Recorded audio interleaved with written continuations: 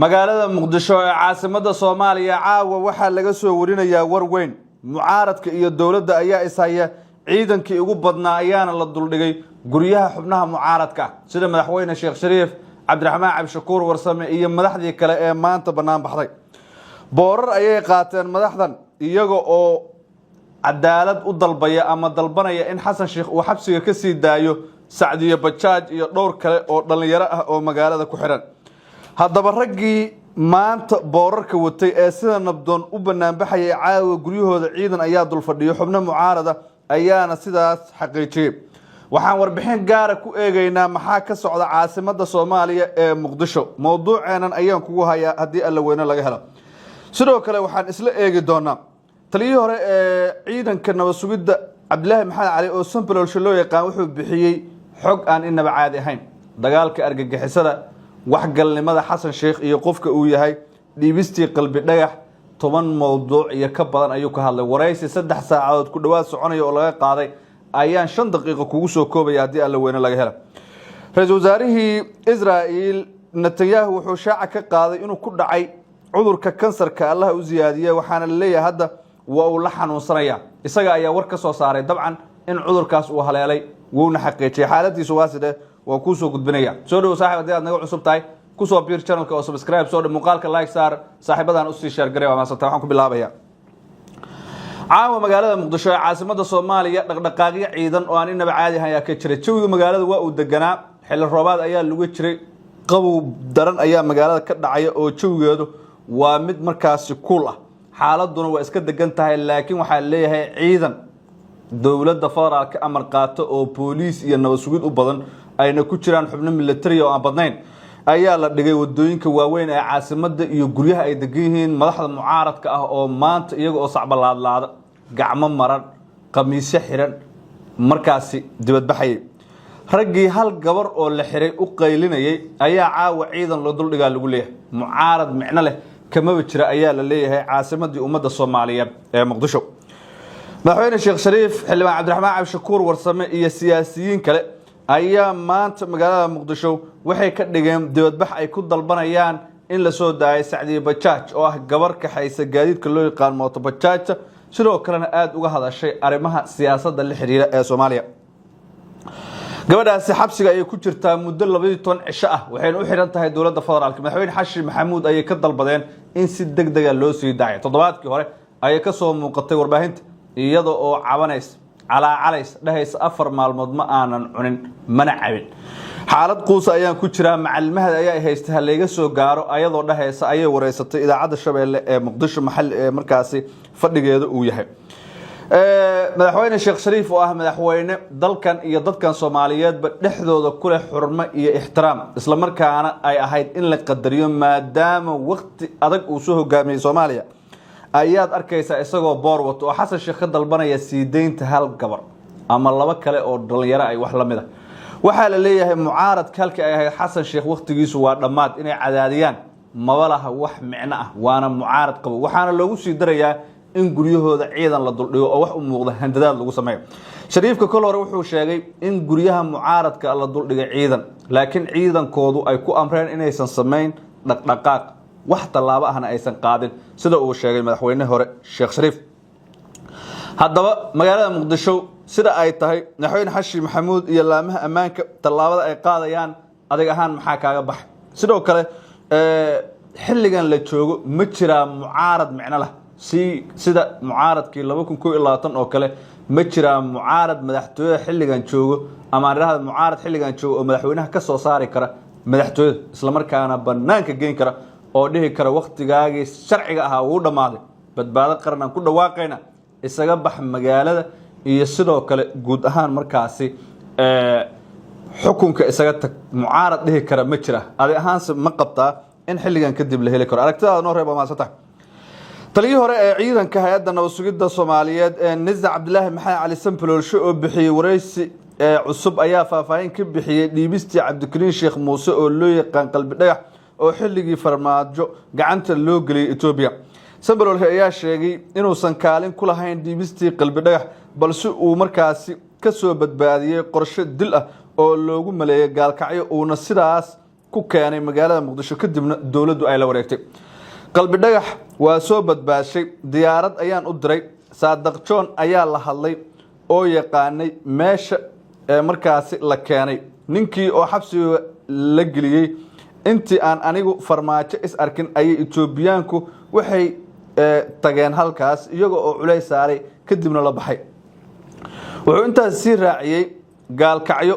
waa lagu dili lahaa ama Etoobiyaanka ayaa loo dhiibi lahaa lacag 500,000 oo dollar half milyan ay Etoobiyaanku ogolaayeen. wuxuu yiri tulkiisa waa in ay xoolo isiyaan mahad celina igu daraan buu yiri. ninkaas aniga badbaadiyay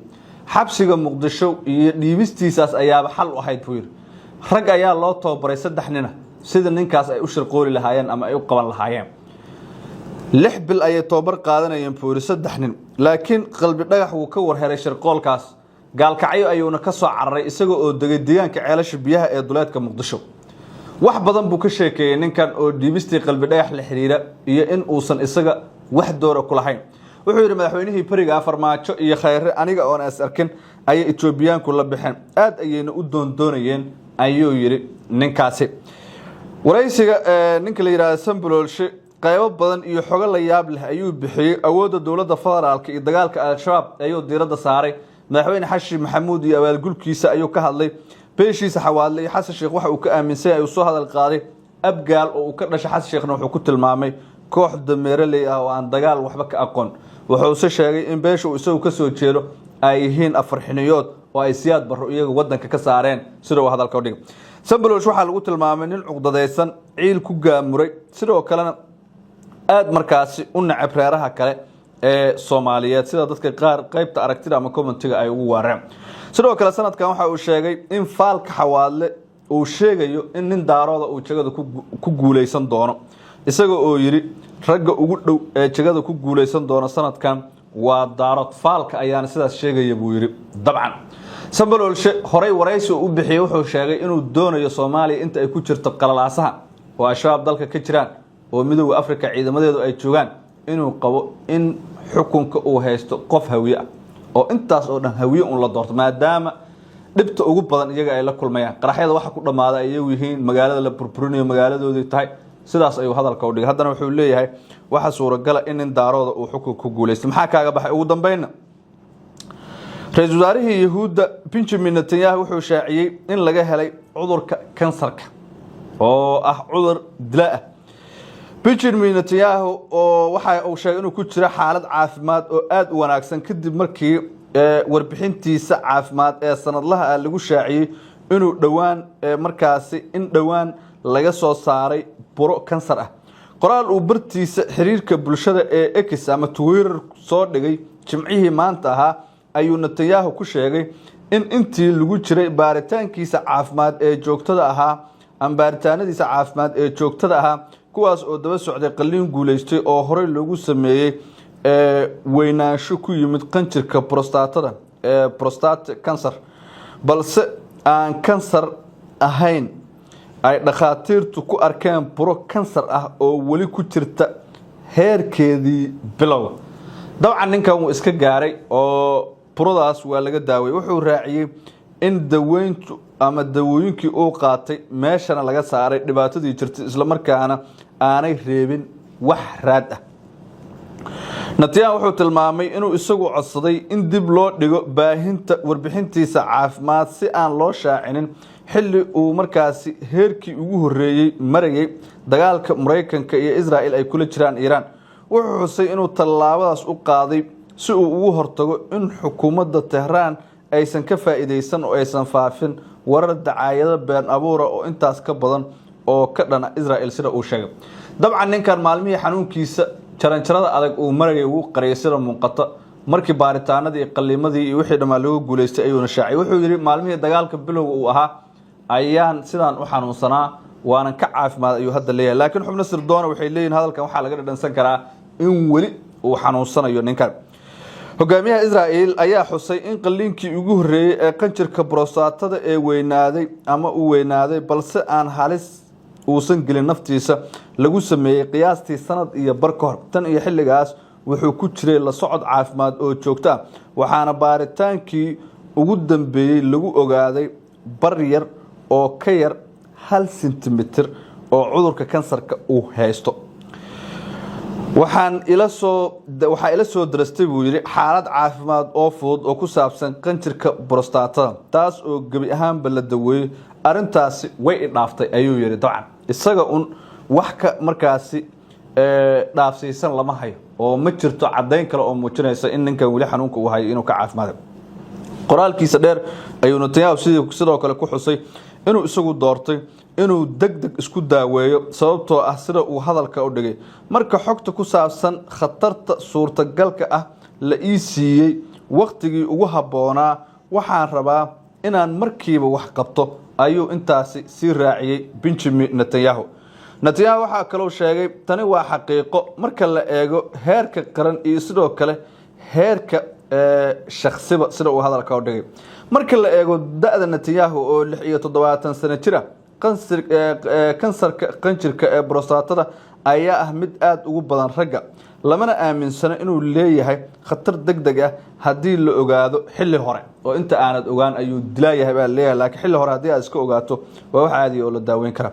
ragga da'da ah ee badankood xanuunkan ayaa u kora markaasi ama ku kora si aad u gaabis ah taas oo aad hoos ugu dhigaysa suurtagalnimada inuu sababo dhimasho marka la barbar dhigo xaaladaha kale ee caafimaad ee la xiriira da'da 70 iyo wixii ka badan kuga haleela khatartaas hadda uu ka badbaadaa leeyahay laakiin dad badan waxay u rajeynayaan inuu bakhtiyo oo xanuunkan u geeriyoodo ninkan oo dhibaato weyn ku haya dunida islaamka gaar ahaan muslimiinta reer Falastiin oo uu xasuuqay kumanaan iyo boqolaalna markaas uu ku dilay si micna daraa isaga oo garabsanaya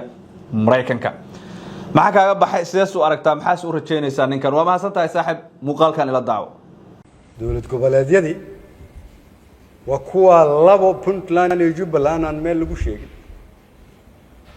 oo Hirshabeelle hadda ciidanka lagu sii daldalayo oo galmudug ay hubantalaantu ka jirto doorasho la'aan awgeed oo koonfur galbeed ay ogtihiin wax ka dhacay Soomaaliya dalkan baan leenahay taariikh yaanan isku warsanin dalku sidoo ahaan jiray maanta ayaa la rabaa kulligeen dalka inaan badbaadino waxa ayaan daraa in ciidankii Soomaaliyeed la siyaasadeynayo maalinba meel iyaga iyo qalabkoodii loo rarayo kuwana Baydhabo loo raro kuwana la geeyo Jowhar kuwana galmudug loo wado wiilasha dhalinyarada ah wahaliyada ah ciidamada qaranka ah wiilasheena ah waan anagu adeerada u nahay oo dadka anigu aan kamid ahay ay ka soo shaqeeyeen in xuquuqdooda helaan la diiwaan geliyo markii ugu horeysay mushaarkoodu ugu soo dhaco telefoonkooda la hagaajiyo xuquuqdooda uma tababarnidina hooyooyinkiin ina barakicsiin walaalihiin ina barakicsiin guryaha shacabka ina dumisiin dad siyaasiyiin ah in la caburiyo uma tababarnidina dawladda hadda jirta muddo xileedkeedii waxay ku egtahay 15 May waxaan leenahay qof waliba waa inuu dalka ilaaliyo waa inuu sharciga ilaaliyo